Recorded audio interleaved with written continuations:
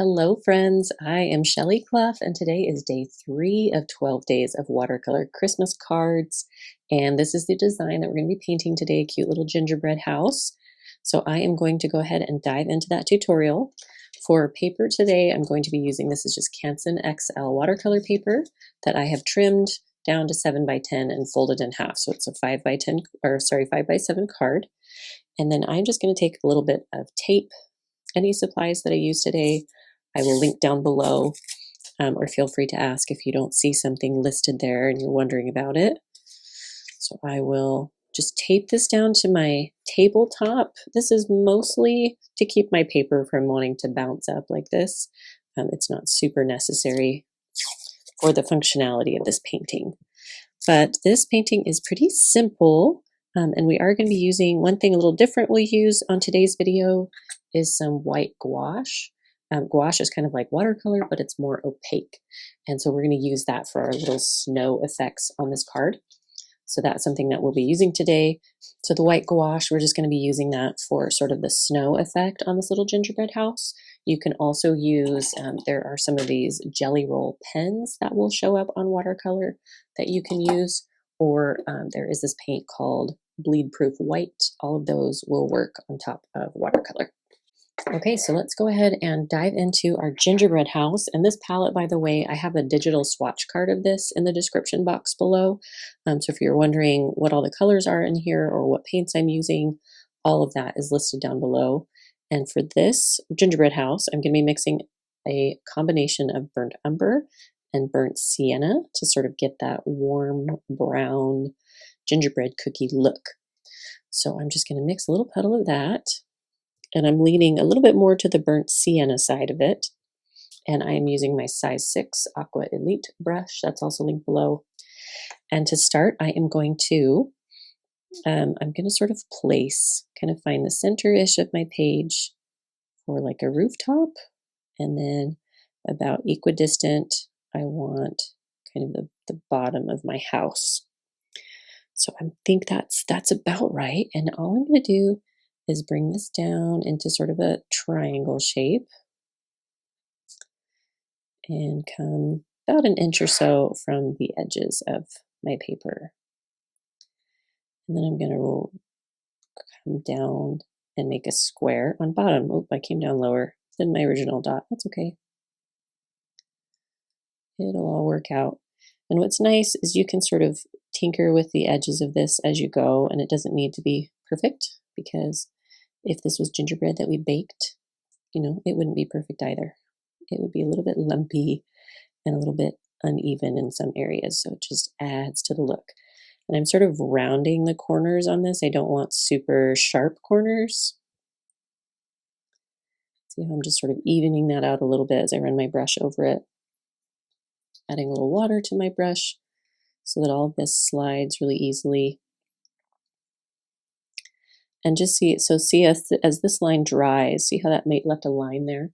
Just sort of run my brush over that a little bit, and it will re-wet that area and then take that line away for me.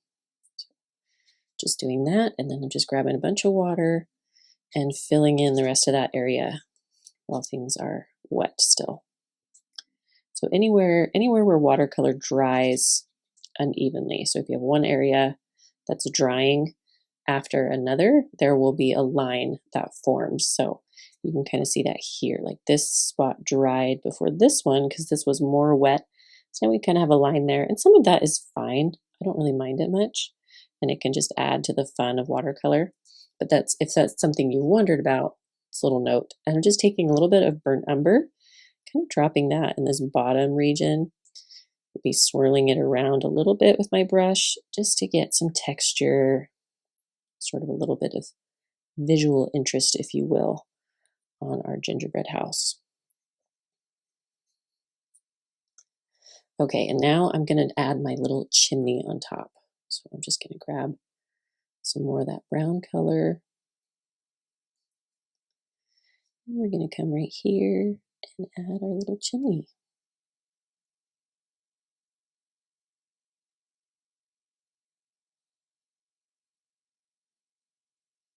Okay, there's our chimney. Oh, did you forget a hug? Yeah. Oh, thanks. I made that Did a you? blasty Spidey. Oh, wow. That is so exciting. Do you know why I call it the blasty Spidey? Why? Because it's a spider, and these are the blasters. Oh. And it's a spider. That's amazing.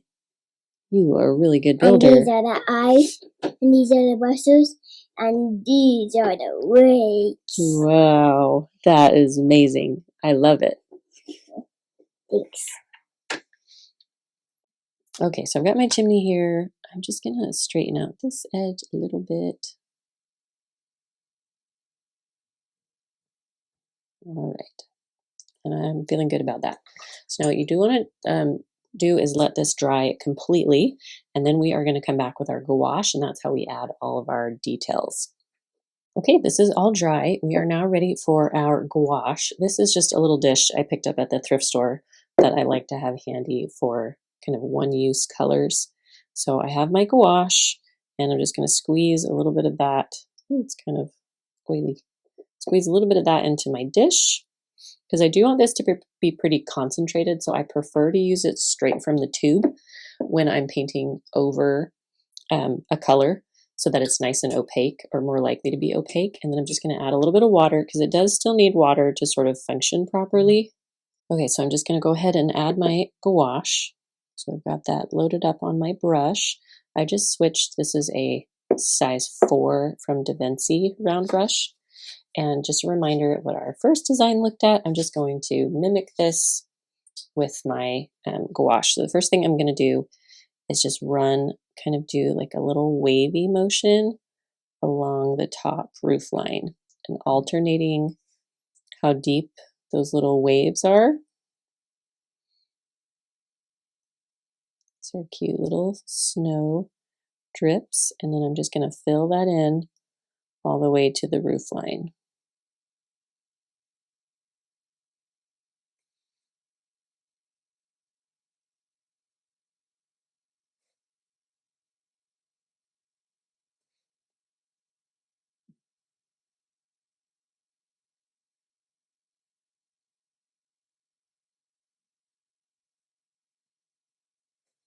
All right. And then I am going to do that on the little chimney as well, just some little loops. Look how cute. Okay, and then I am going to take a little more gouache and just sort of layer over top of that a little bit. You don't have to go over every bit. Doing it on a portion of what you have already laid down will actually help it look kind of three-dimensional.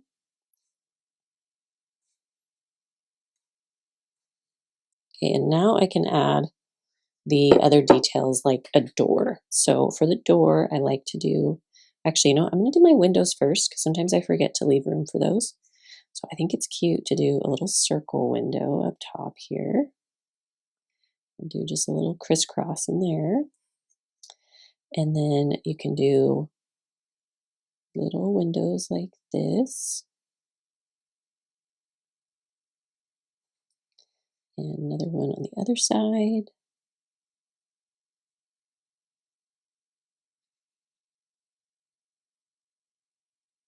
Okay, and then for my door, I'm just going to curve that up and do a little handle. And then you could do some fun little embellishments, like kind of little swirly decorations here.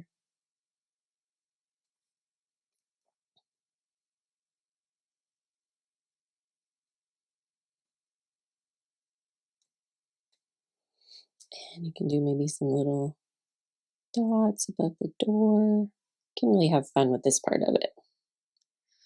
You could do this all day long. And maybe I'll do little kind of dots above this window. And you are all done. There is our little gingerbread Christmas card. So thank you so much for watching. I hope you enjoyed this tutorial. I hope you're having fun with these 12 days of Christmas cards. I hope you subscribe to the channel, and we will see you in the next video. Thanks so much for watching.